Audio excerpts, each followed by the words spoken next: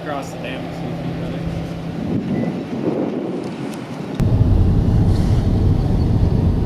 This is badass in all directions. It's damn huge. God damn it. This bridge is tight. I'm not gonna say it. That's what she said? There Of you course, go. I got somebody behind me now that's like sick of these people that come here and videotape my fucking town. We'll get their plate. Damn tourists. A lot of people think that we were built to provide the mass amounts of power that we do, but that is not true. Our main purpose is irrigation. Crane? A crane, that's right. That one serves the west side of the dam. There's another just like it down on the east end. And over there where we first met you, we've got an even bigger crane. These two here can lift 150 tons. The one on over there where we first met up, above our third powerhouse, the new part of the dam, it can lift 275 tons because everything's larger over there. Now, just a quick note about the work that those cranes do for us. Here on the upstream side of the dam, we've got some heavy moving parts below the water there. There are passageways within the dam that allow the water to flow from the lake down to our generators. And we've got 100-ton gates that we can lower over those openings, and those are called penstocks, by the way. So we can close those penstocks if we need to in an emergency, or if we just want to take all the water out of the penstock. And occasionally those big gates have to come off for maintenance, and it's the work of those big cranes to lift those up and carry them off for us. And when we do that, we've got to have a spare to go in its place, and we actually keep a spare penstock gate or coaster gate right over here. Come on over and have a look at it with me, guys. It's this large grayish green metal structure with all the rivets. Now, how does that crane get all the way over here? They're not railroad tracks, they're not train tracks, they're crane tracks, that's right. Follow me, guys. So right here beneath us, guys, around 70 feet below us, are 12 massive pumps that take water from Lake Roosevelt over here, send it up to the top of the canyon wall. Those are 12-foot diameter pipes up there. So that takes a pretty powerful pump to send a column of water 280 feet into the air. And I can tell you those pumps are running right now. How do I know that? Yeah, let's go down and have a look. Now, folks, we reference all the levels of the dam by our height above sea level. And today the surface of Lake Roosevelt is, anybody, 1252, I think it is. So you can see we're getting out at 1245. That means we've got about 7 feet of Lake Roosevelt above our heads out here, but don't worry, there's plenty of concrete between us and that water. Now, as you look down on our pumps, keep in mind that you're just looking at the very top level. They actually go down another 4 levels below us here. Each of the pumps is capable of pumping 1 billion gallons of water in a day, and that's enough to supply a city the size of Chicago. Each of the first 6 are 65,000 horsepower pumps. The 6 down on the far end are 67,000 horsepower. And these are electrical pumps. They're run, the first 6, by a direct connection to the generators in our left powerhouse. And the last 6 get their power out of one of our electrical switch yards.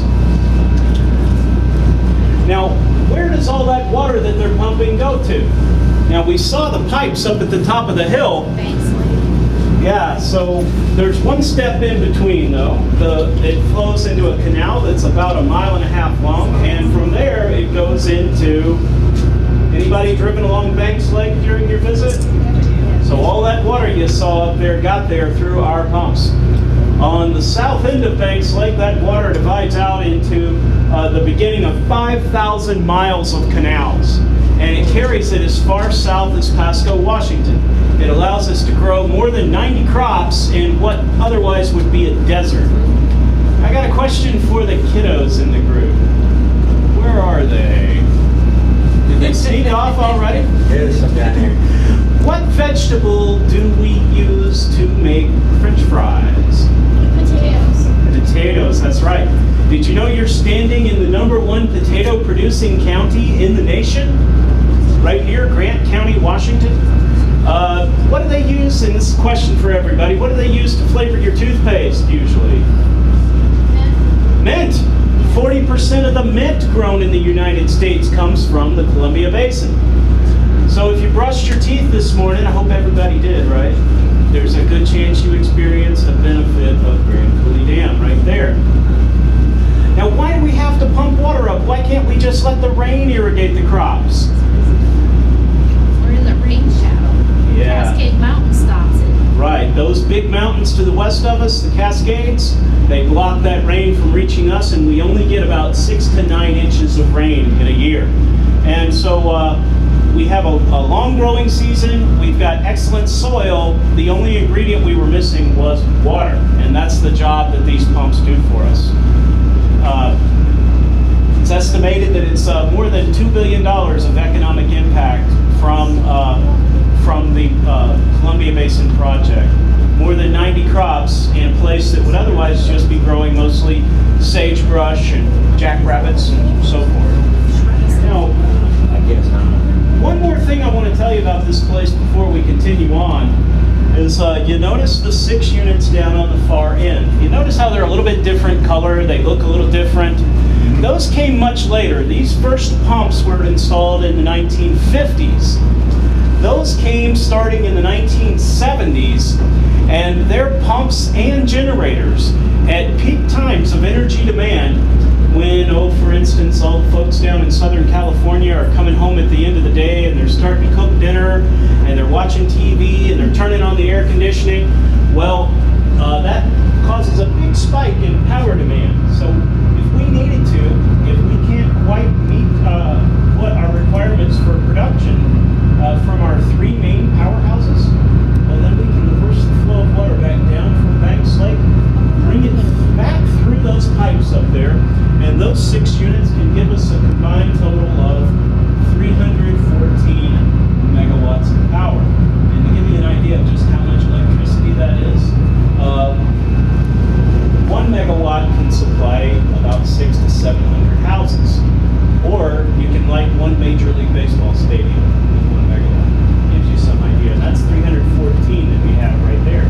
So that's the irrigation that we provide from the dam, but we also do flood control and, of course, power production from our main powerhouses and recreation on these 2 big lakes that we've created. I'm going to tell you about that up on top of the dam. You guys ready to head up there?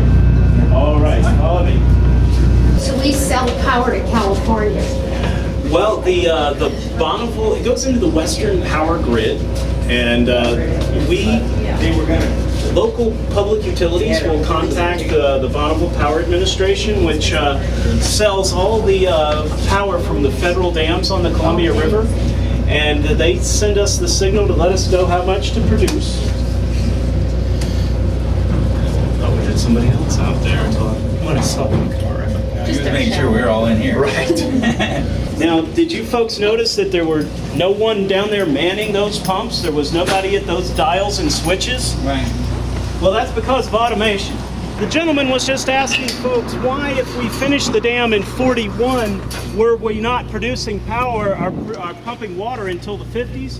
And that's because our priorities shifted a bit in the 1940s due to World War II. They concentrated on power production in those years. If you take a look to my right, up there at the top of the hill, you get an even better view of those pipes that carry the project. And what we would do, guys, is, of course, that's when the spillway comes into use. Right here beneath our feet are 11 massive drum gates. They're 130-foot long gates that we can tilt to allow a spill of water that is a man-made waterfall twice as high as Niagara Falls. And if you're not afraid of heights, come on over and have a look down the spillway. Hold on to your hats and things. The winds can surprise you up here. If your hat gets blown off, please don't jump after it.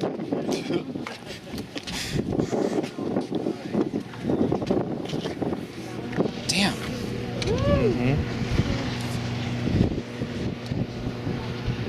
Here, we can help you get over the railing. Don't even joke.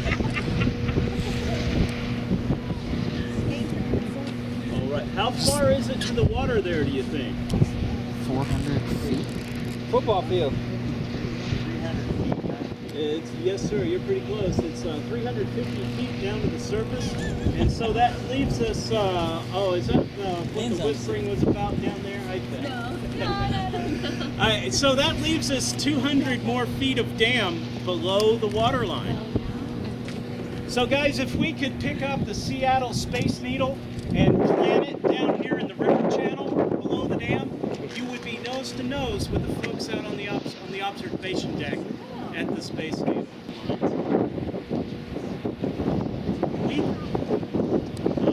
Stay tuned. We'll answer the fish question shortly. Power we can make. If we had all of our generators at top capacity, we could achieve 6,800 megawatts. And how many houses can you supply with 1 megawatt? Between 600 and 700 for a typical house. So the generators are in those, not in here. Correct. The generators would be in those structures over at the third powerhouse.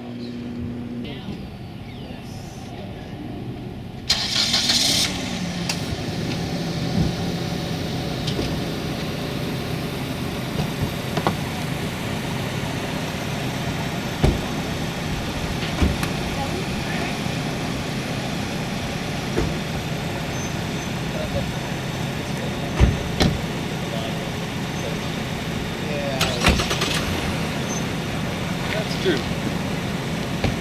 No one can say, my God, my gold, my guns.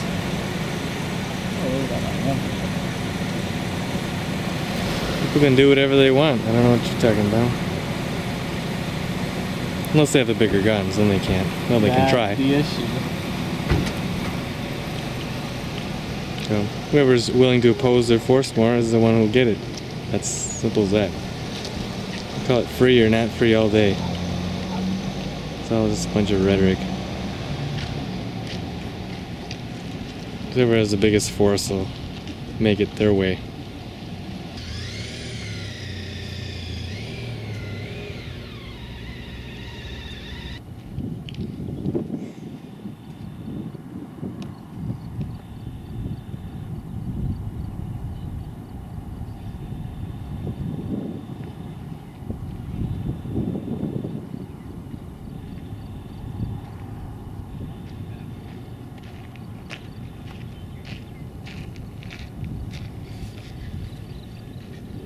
You definitely don't want to take a place like this for granted.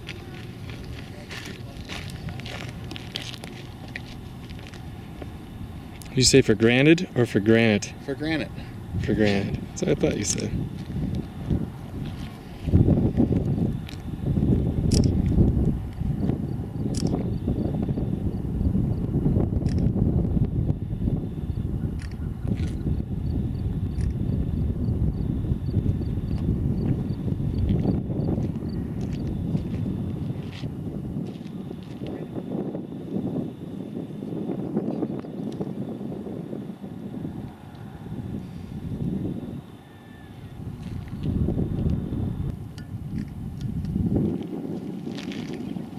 So, one thing that didn't get covered on the tour is fish.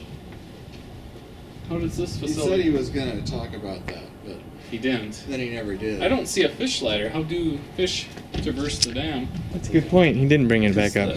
Bonneville and the Dalles, it's fairly obvious how they traverse the plant. Actually, that may be a fish ladder to the right. I don't know.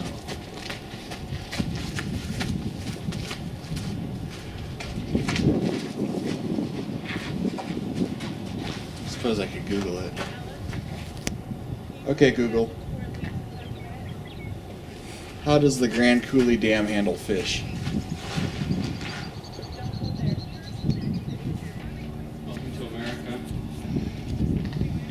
Yeah. Well, capital, more specifically.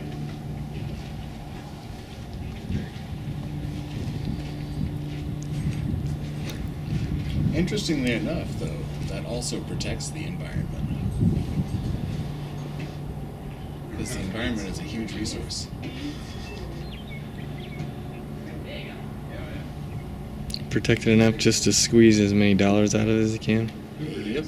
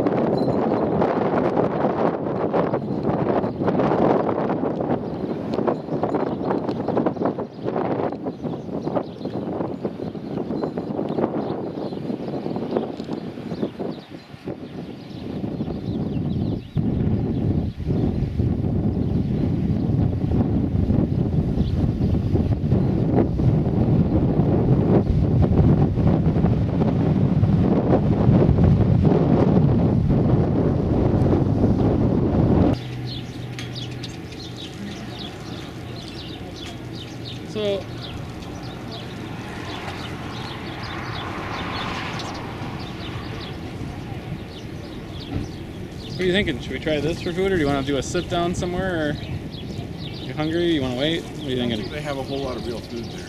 We do or don't? I don't think so. We had fish and chips and chili cheese fries. Food truck food. If you want something else, I'm okay either way. You hungry already?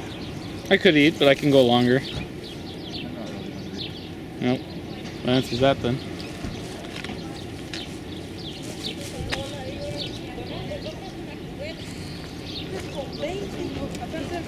I was thinking it before he was gonna go. I was getting ready to go around both of them. And what did you say about the guy with the truck? Yeah, I mean, he's like fucking testosterone all over him. But if you drive something that fucking far off the ground, your penis is gotta be really goddamn small. It'd be crazy to pick up your date and you need a 4-foot step ladder in order to get into the fucker.